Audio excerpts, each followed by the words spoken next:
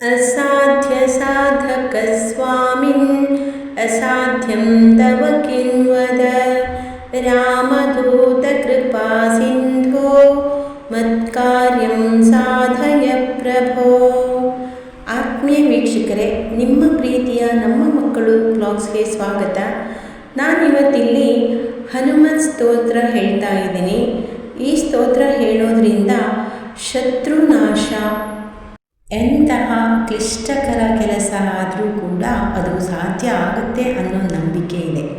ಆಂಜನೇಯನ ಸ್ತೋತ್ರ ಹೇಳೋದ್ರಿಂದ ಧೈರ್ಯ, ಬುದ್ಧಿ, ಮನೋವಿಕಾಸ ಆಗುತ್ತದೆ.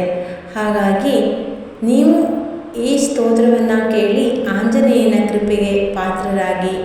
ಅದ್ಭುತ, ಸರಳ, ಶಕ್ತಿಯುತವಾದ ಸ್ತೋತ್ರ. ಬನ್ನಿ ಹೇಳೋಣ ಆ ಸ್ತೋತ್ರವನ್ನು. ನೀವು ಕೇಳಿ. ಅಂಜನಾತನಯಂ ವೀರಂ ರಾಮಸೇವಾಪರಾಯಣಂ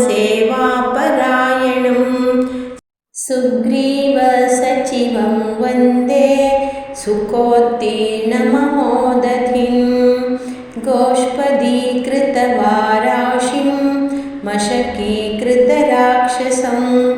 ರಾಮಾಯಣ ಮಹಾಮಾಲಾರತ್ನಂ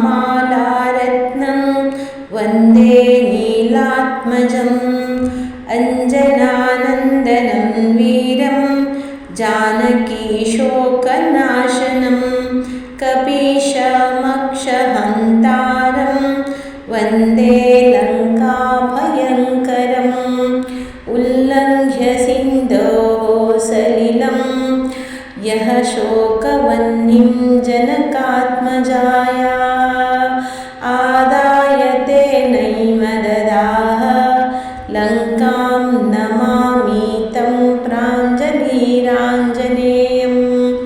ಅಂಜನೇಯಮತಿಪಾಟಲಾನನಂ ಕಂಚನಾದ್ರಿಕಮನೀಯ ವಿಗ್ರಹಂ ಪಾರಿಜಾತತರುಮೂಲವಾಸಿನಂ ಭಾವಯಾಮಿ ಪವಮಾನನಂದನಂ ಯತ್ರ ಯತ್ರ ರಘುನಾಥಕೀರ್ತನಂ ತತ್ರ ತತ್ರ ಕೃತಮಸ್ತಕಾಂಜಲಿಂ ಬಾಷ್ಪವಾರಿ ಪರಿಪೂರ್ಣಲೋಚನಂ ಮಾರುತಿಂ ನಮತ ರಾಕ್ಷಸಾಂತಕಂ ಮನೋಜವಂ ಮಾರುತತುಲ್ಯವೇಗಂ ಜಿತೇಂದ್ರಿಯಂ ಬುದ್ಧಿಮತಾಂ ವರಿಷ್ಠಂ ವಾತಾತ್ಮಜಂ ವಾನರಯೂತಮುಖ್ಯಂ ಶ್ರೀರಾಮದೂತಂ ಶಿರಸಾ ನಮಾಮಿ.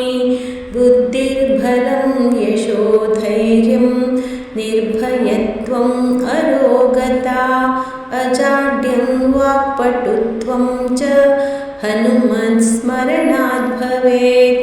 ಅಸಾಧ್ಯ ಸಾಧಕ ಸ್ವಾಮಿನ್ ಅಸಾಧ್ಯಂ ತವ ಕಿನ್ವದ ರಾಮದೂತ ಕೃಪಾ ಸಿಂಧೋ ಮತ್ಕಾರ್ಯಂ ಸಾಧಯ ಪ್ರಭೋ.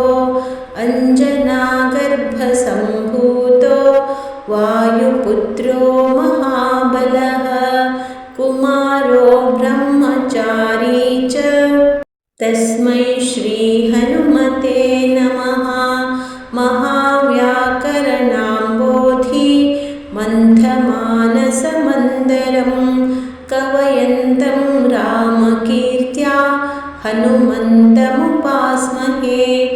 ದಾಸೋಹಂ ಕೋಸಲೇಂದ್ರಸ್ಯ ರಾಮಸ್ತ್ಯಾಕ್ಲಿಷ್ಟಕರ್ಮಣಃ ಹನುಮಾತ್ ಶತ್ರುಸೈನ್ಯಾಯಾಂ ನಿಹಂತಾ ಮಾರುತಾತ್ಮಜಃ.